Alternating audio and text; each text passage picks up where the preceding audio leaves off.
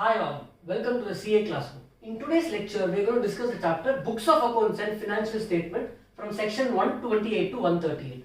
But before we get into the chapter, let us understand the background as to why we have Books of Accounts and Financial Statement chapter. What do you mean by Books of Accounts? Company has to maintain Books of Accounts, various books, cash book, sales book, etc. And they have to prepare financial statement and give to the stakeholders. But why? Now, for example, go to your household, your own house.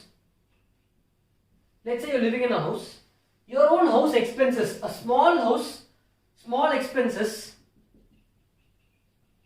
you will keep track of it, correct? Your own personal expenses, let's say you get monthly 5,000, 10,000, 15,000, 2,000, you keep track of your expenses, you have a separate app for it, or at least in your mind you store the expenses. If you're earning, let's say 15,000, you will know for what purpose I'm spending and what is my savings. If I ask you, can you give me accounts for the last 1 year? You might not be able to give me a proper accounts, but you will have a rough idea for what all I spent and for what all I did not spend. Now, when you go to a company, for your own self, when you have so much control over your expenses, look at a company. Company does not have money of its own. Shareholder is giving their money to the company. Banks, etc., debenture holders, etc., they are giving their money to the company in form of loans. Company is using this money and investing in assets. So company is basically circulating the money. Others are giving it money. It is investing the money in some assets and generating returns and paying back to the shareholders and the banks, etc. Then there are some people who are dependent on the company, creditors, etc., where company has to make payment to them in the next 1 month, 2 months, 3 months, etc. So it is very important that there is transparency in relation to books of accounts of a company. So maintaining books of accounts is very, very important for a company because they have to report to the shareholders. When some shareholder is investing money in the company, you have to report back to the shareholder. For example, let's say your father is giving you 10,000 rupees this month. Will he question you or not, asking you why did you spend this 10,000, for what purpose did you spend? You're living in a family, you will tell other people how much you're spending for what you're spending. Same way, the company is responsible to all its stakeholders. It has to inform its stakeholders what is the money we received, how did we spend it, for what purpose did we spend it. Company cannot lavishly spend money. Just because it belongs to somebody else, it cannot spend it lavishly. It has to treat it as if it's its own money and spend the money. Now there is possibility that the company can cheat these stakeholders. Who runs the company? Shareholders do not run the company. Bankers do not run the company. Only the directors of the company take care of operations of the company, and the auditors report on the company's financial statement. Before we get to auditors reporting on it, first directors have to prepare good set of books of accounts giving details of all their expenses and income and report to the various stakeholders. For this we have sections 128 to 138, which says how will the company prepare books of accounts, where will it maintain the books of accounts, to whom it should distribute the financial statements, by when should it prepare financial statements, and who all will get these books of accounts, and related provisions to books of accounts and financial statements is given here. Now let us get into the chapter. Now let us start with section 128 talking about books of accounts. What is books of accounts? Sales book, cash book, purchase book, cash ledgers, etc. Now what is 128 saying? What are the provisions in relation to these books of accounts which are already maintained by the company? How can you maintain books of accounts? Very clear, company has to follow accrual system of maintaining books of accounts and follow double entry system of maintaining books of accounts. Where can the company keep the books of accounts? Books of accounts has to be kept in the registered office of the company. In the registered office of the company. Now, can they keep it anywhere else? Yes, they can keep it anywhere else. They just have to pass a board resolution in board meeting. In the board meeting, company has to pass a board resolution, then they can keep it anywhere else. After passing the board resolution, they have to intimate the registrar within 7 days of passing such board resolution. Next, can they keep it in online mode? See, 15-20 years back, all the books of accounts were kept only in manual, physical paper copy. Today, 99.99% everybody keeps books of accounts only in online mode. Tally, SAP, Oracle, different softwares. various ERPs for storing your books of accounts. Now, what is important when you keep books of accounts in e-mode? It should be complete first. It should be unaltered. Once you pass an entry, only the person with the respective access should be able to change it. Not everybody who's keying an entry should be able to reverse the entry. It should be unaltered, and even after the financial year is over, you cannot come back and change the details for the previous year. It should be accessible from India. The server can be anywhere in the world, but it should be accessible from India. It should be in legible mode. It should have sufficient storage, and it should also be in printable mode. You should be able to print it and go through it. And last one, server can be anywhere in the world, but company has to take a backup. Backup should be available in India. In case of a foreign branch, then books of accounts will be kept at the foreign location. Periodically, they will send summarized return to the head office in India. Can they inspect books of accounts of foreign branch? Yes. Director, once he intimates the foreign branch, they will send a summarized return within 15 days to the director. What is the period? How long can you keep the books of accounts, or should you keep the books of accounts? At least for 8 financial years, excluding the current financial year. Inspection. Who can inspect the books of accounts? Now let's take Reliance Company. I am a shareholder of Reliance Company. Can I go to Mumbai, knock the doors of company and say I am a shareholder, I just have one share, I bought it for 2000 rupees, give me your books of accounts, I want to verify everything? No. Members cannot verify or inspect the books of accounts unless a board resolution or ordinary resolution in general meeting is passed. Because there will be lakhs of shareholders for a company, company cannot provide books of accounts for everybody on request. Other than the members, directors of the company have right to inspect the books of accounts. Therefore, director can inspect it. However, if director, let's say, is a doctor or he does not have knowledge about accounts, he can appoint an agent who will on his behalf inspect the books of accounts. In case of a subsidiary company, holding company and subsidiary company, books of accounts of subsidiary company can also be inspected by director or his agent, but the holding company has to pass a board resolution in the board meeting for the same. Now, one last important point. Let's say the director is a doctor, like I said, he is not able to assess the financial statements or books of accounts. So he can appoint an agent, another CA or somebody who's good knowledge with accounts. He can inspect the books of accounts on behalf of the director. For that, the director has to get approval of the board of directors. So these are the provisions in relation to books of accounts in section 128. Let us proceed to section 129, which talks about financial statements. In the previous section, we discussed about books of accounts under section 128. Now let us see financial statements as provided in section 129. What happens is, once books of accounts are ready, which is prepared periodically on a day-to-day basis, end of the year, company prepares its financial statements. Financial statements include what all? Balance sheet, profit and loss account, or income and expenditure account. Some people prepare profit and loss account. Generally, for non-profit organizations, they prepare income and expenditure account, cash flow statement, changes in equity, statement of changes in equity, and notes to account. However, there are some exceptions over here. Cash flow statement is only optional, not mandatory for a one-person company, small company, dormant company, and a startup private limited company. What do you mean by statement of changes in equity? How is the equity shareholders funds moving from beginning of the year to end of the year? When a statement is prepared, this is not mandatory for all the companies. Only those companies which are conversed with IFRS, Ind AS compliance, only those companies it is mandatory for them. No.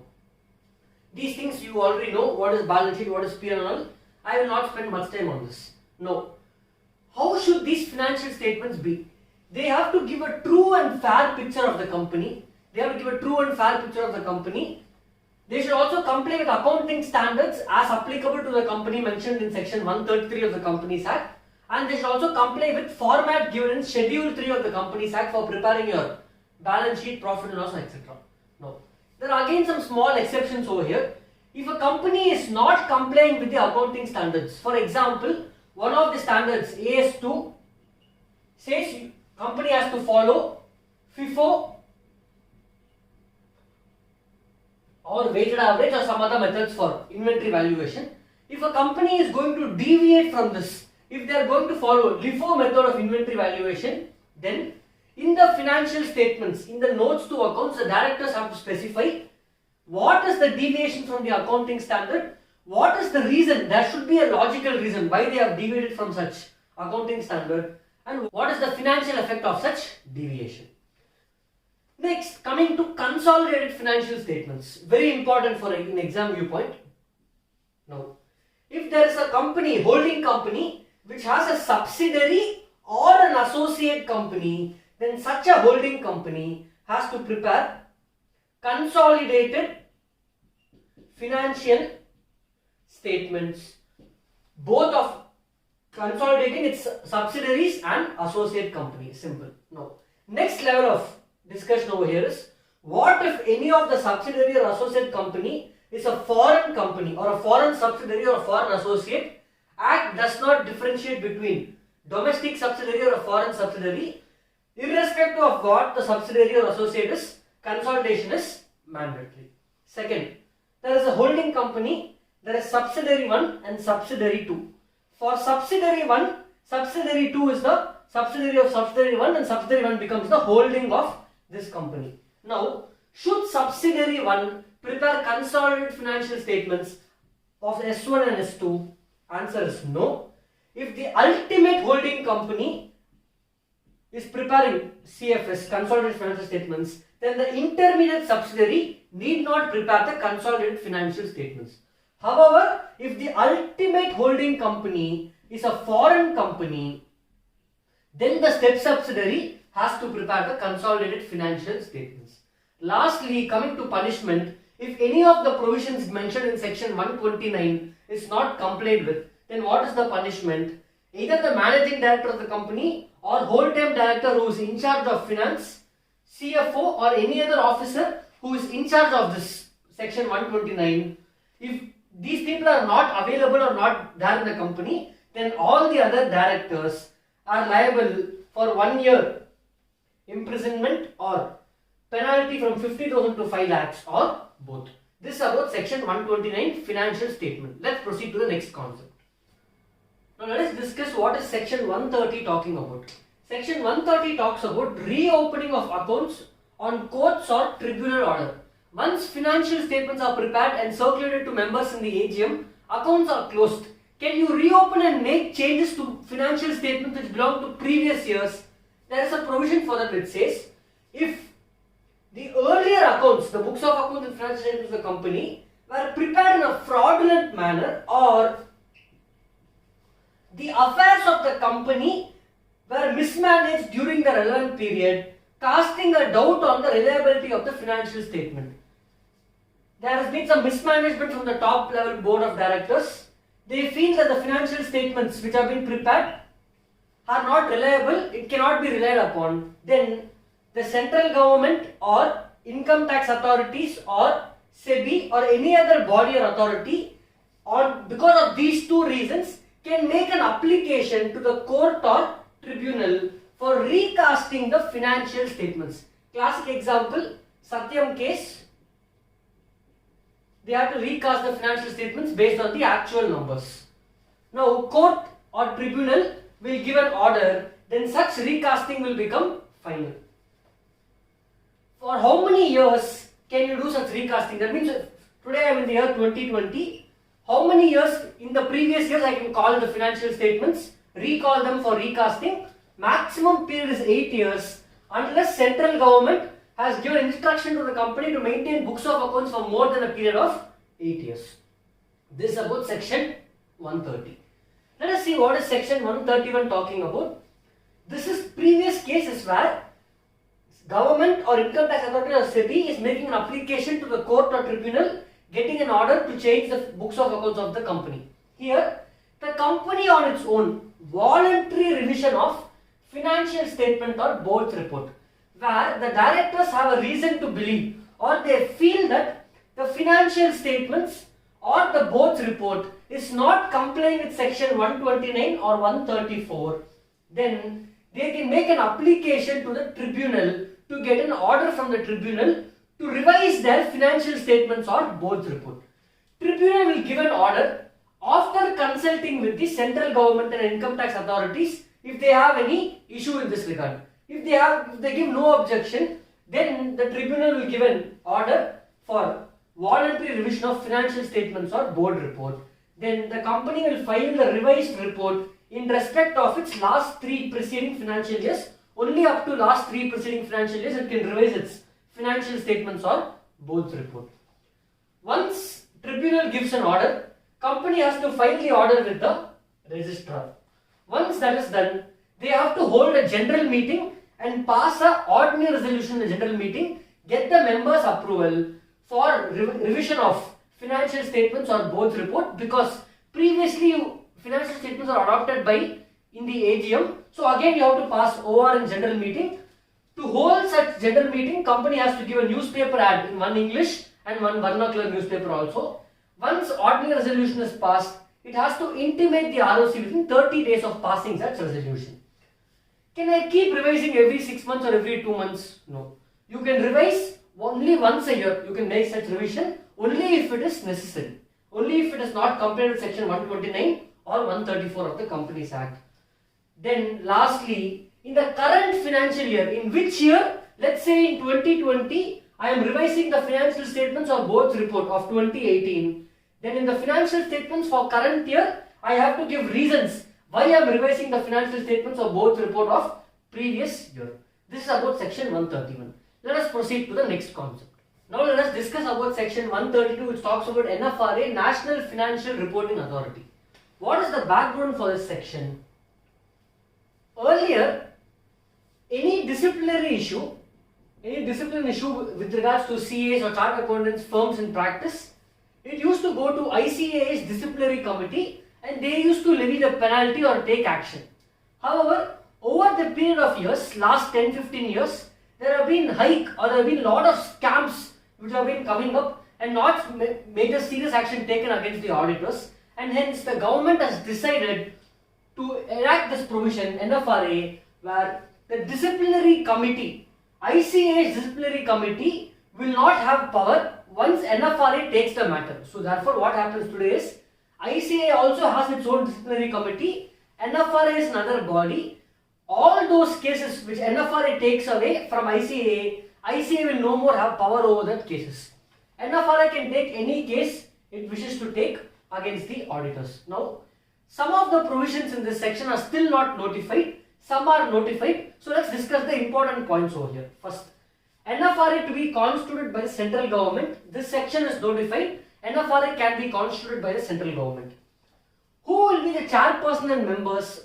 The NFRA will have one chairperson and members. Such chairperson and members should be having expertise in accounting, law, auditing and finance. Members should be maximum of 15 members. The chairperson and members will be appointed by the central government. Such chairperson and the members should give a declaration that they have no conflict of interest in taking up this role. Such chairperson and member in full-time employment. Now, such chairperson and members, mainly the members, can be part-time employees also of the NFRA. Those chairperson and members who are in full-time employment with the NFRA should not be associated with any other audit firm or related consultancy firm during the period of their employment, and after completing their employment also, for the next 2 years, they should not be associated with any audit firm or consultancy firm purely because of independence reasons. Why? Let's say you are the partner of an audit firm and one of your audits is taken up by NFRA, there is clear conflict of interest and independence issues. Lastly, there shall be an executive body of NFRA with the chairperson and full-time members discharging the duties of the NFRA procedural aspect. Next important one, NFRA takes over the disciplinary committee of ICAI, any issues they can take over. This NFRA has powers same as that of a civil court. What are these powers? They can call somebody for investigation, they can examine a person just like a court, they can ask for evidences, get papers for evidences, they can ask that person to take oath. All those powers which a civil court has, similar powers is confessed with the NFRA. Penalty, if they find any audit firm, individual not complying with the provisions or not doing his duty properly, he will be levied with a penalty of up to minimum of 1 lakh, and it can go up to 5 times the fees which he has charged for that engagement.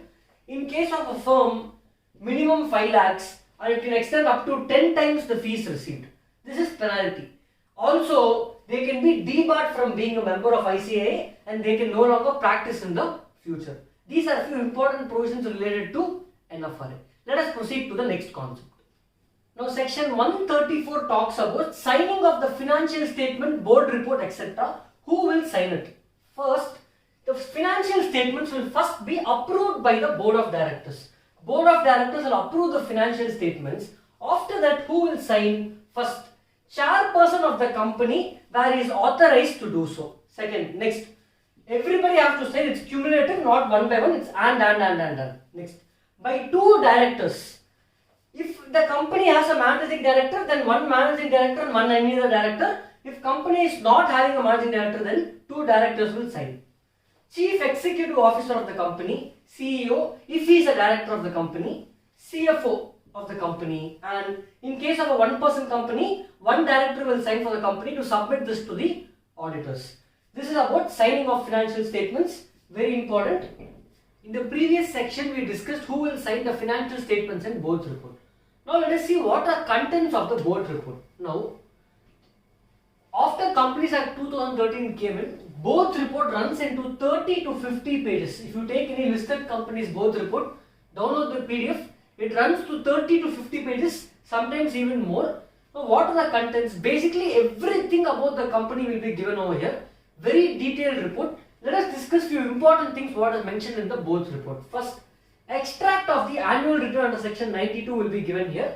However, today there is an amendment which says if company has uploaded the annual return on the website, they can just give the link for that in the board's report. Next, number of meetings of the board. How many times the board of directors are met during the year? That will be mentioned over here. Next, very important, they will also mention the director's responsibility statement. What do you mean by director's responsibility statement?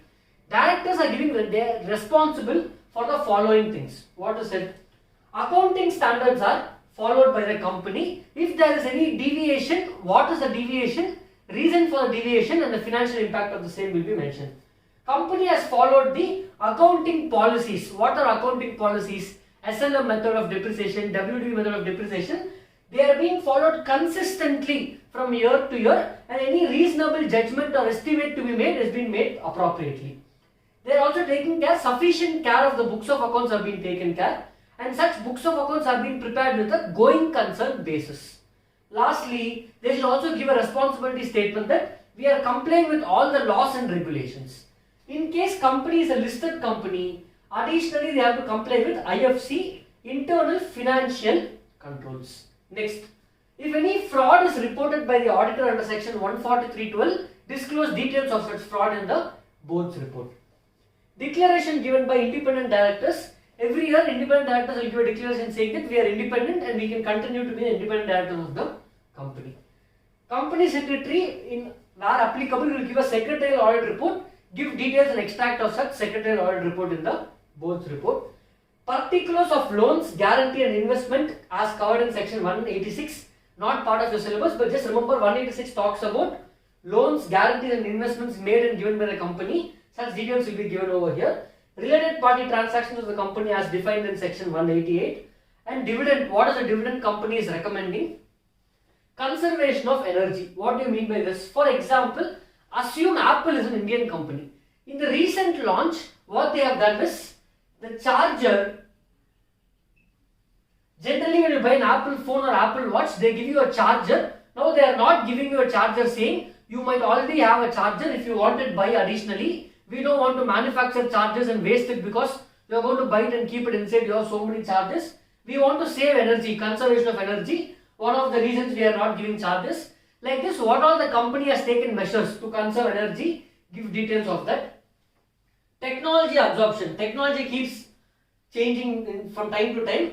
Companies generally keep importing all these latest technologies. What have you done to reduce imports and start manufacturing this latest technology in India itself? So they'll ask details of what are the imports in last 3 years also. Foreign exchange details. How much of foreign exchange income has come this year and how much of foreign exchange expense you have spent. Risk management policy of the company. What is the level of risk company is willing to take? Currently, where are they standing in the risk management policy of the company? Also, they should give a report on performance of company subsidiaries, associate and joint venture. If the company has a subsidiary, associate or joint venture, how have they performed? Give a small report on that. Listed company, every listed company and a public company whose paid up share capital is more than 25 crores should additionally report on these points. Evaluation of board of directors. How have the directors performed in the last year? If there is any change in nature of business, let's say Apollo Hospitals today have changed. Let's say they are planning to change, enter into cloud service business, online technology, they want to start something like a Zoom app. Then what is the nature of business? Why have they changed it? Key managerial personnel, their appointment and resignation details, details of deposits taken by the company, and any order if it is passed by the tribunal against the company in any provision of the Companies Act, gives us details. These are few significant points which will be considered in your both report. Let us proceed to section 135, which talks about CSR. Now let us discuss about section 135, important for your exam, corporate social responsibility. What is the background for this section? Government is saying all big companies in India which are earning good profits or they have enough money, you need to be responsible socially and spend some money for the betterment of the people. They are saying every company, whether it is an Indian company or foreign company having operations in India, if it has a net worth of more than 500 crores or turnover of more than 1000 crores or net profit of more than 5 crores in the immediately preceding financial year, then it should spend 2% of the average net profit earned during the preceding 3 financial years. So preceding 3 financial years, take an average of it. Let's say it is 10 crores plus 15 crores plus 20 crores divided by 3, which comes to 15 crores. 2% of such 15 crores should be spent for purposes which are specified in Schedule 7 of the Companies Act. For what purpose it can spend such money? For education purpose, for any social purpose, for Swachh Bharat purpose, for contribution to PM Relief Fund, etc. There are specified many points over there. Only for those things it can be spent. This year amendment, even it can be spent for COVID related purposes. Now, company can make a contribution to a trust, society or any Section 8 company, making a donation to any other trust, society or Section 8 company. If such company has a track record for the last 3 years of doing such activities, then that will also be considered as a CSR contribution. Out of this 2%, 5%, maximum of 5% can be spent for CSR activities of the employees. This again amendment in 2018. If company is not going to spend the 2%, earlier they said no issues, no carry forward provisions. But today, as of today for your exam, it is saying if they are not spending 2%, let's say only 1.5% is spent, balance 0.5% is not spent, then such amount should be transferred to a separate bank account within 30 days from the end of the financial year, and it should be spent within the next 3 financial years. If they are not spending the amount within the next 3 financial years, then penalty for the company will be 50,000 to 25 lakhs. Penalty for director will be again 50,000 to 25 lakhs or 3 years imprisonment or both. Spend in local limits. They are saying first you spend in the local limits where a company is situated, then in India, then think of spending outside India. Certain things which are not considered as CSR, contribution to political parties is not CSR. Any expenditure for employees solely for the benefit, personal benefit of employees is not CSR. Any one-off events like a marathon event, race event, any advertisement, promotional event, one-off events, even these expenditures will not be considered as a CSR.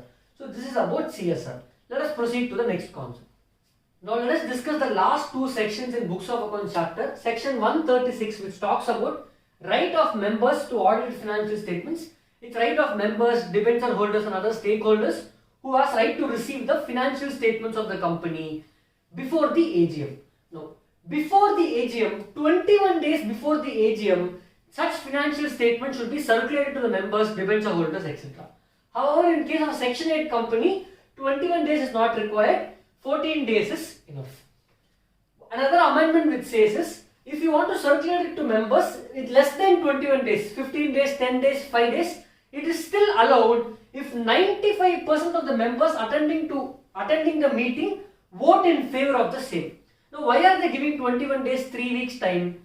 the member should have time to go through the financial statement, go through the board report, etc., and raise questions in the AGM before the company passes any resolutions. So they are giving some time to the members to understand the financial statements. Financial statements should also be available for inspection in the registered office of the company during business hours, at least in the last 21 days before the general meeting is held, and any shareholder can go to the registered office of the company and claim the hard copy to go through the same. The salient features now, it is not practicable. The financial statements, all the attachments will go to 200 to 250 pages. To send hard copy to all the members is not practicable, involves a lot of printing cost and wastage. Therefore, a salient features, all the important points, at least that hard copy should be sent to the members. In case of a listed company, every listed company can send it in email itself to the members, and every other public company whose net worth is more than 1 crore and turnover is more than 10 crores, they can send it in email. However, if the shareholder or the member is not having shares in demat form, then physical copy has to be sent. The financial statement should also be placed in the website of the company, and also the subsidiaries details. Subsidiaries financial statement should also be placed in the website, and if any shareholder is requesting for the hard copy, company should provide the same to the shareholder. Consolidated financial statement should be prepared as given in section 128 and 129. However, foreign subsidiary, if the foreign subsidiary, let's say foreign subsidiary is in German, and German law is saying this company need not get its books of accounts audited, still company should consolidate its foreign subsidiaries unaudited books of accounts. This is about section 136. Now let us see what is 137. Once the AGM is held and once the financial statements are adopted in the AGM, what happens next? Such financial statements has to be filed with the registrar. Let's say financial statements is adopted in the AGM, then within 30 days it has to be filed with the registrar of completion of AGM. In case of a one-person company, within 180 days from the end of the financial year, the financial statements copy should be filed with the registrar. Now, next important point, if in the AGM the financial statements are not adopted, in the AGM financial statements are not adopted for whatever reason, then company has to file the unadopted financial statement with registrar within 30 days of the AGM. Registrar will consider this as provisional financial statement until the adopted financial statements are filed. These are unadopted financial statements, meaning resolution is not passed in the general meeting. Now, there are two possibilities. In the adjourned general meeting, the financial statements are adopted, then within 30 days you file with the registrar.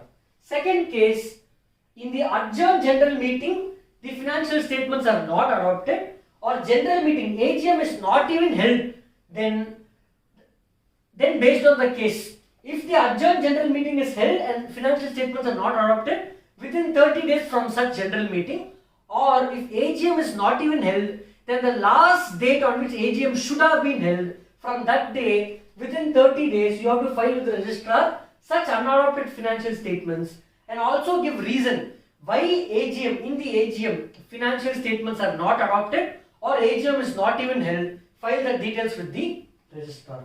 Now, for subsidiary, can the company file unaudited financial statements? Let's say there is a foreign subsidiary. The foreign subsidiary, again, like mentioned over here, they are not auditing their books of accounts because it is not required in the foreign land. Then the act says for the foreign subsidiary, you can file the unaudited financial statement itself. Lastly, coming to XBRL reporting. When is XBRL reporting applicable? For every listed company and for every other company whose paid up share capital is more than 5 crores or turnover is more than 100 crores, then they have to file the financial statements in XBRL reporting. It is exempted for what companies? Banking company, NBFC, insurance company, power sector company and housing finance company. XBRL reporting is not applicable. For both these sections, if the section company is not complying with the provisions, section 136 has its own penalty and 137 also has its penalty, which we will go through in the live class. This is about books of accounts. Thank you.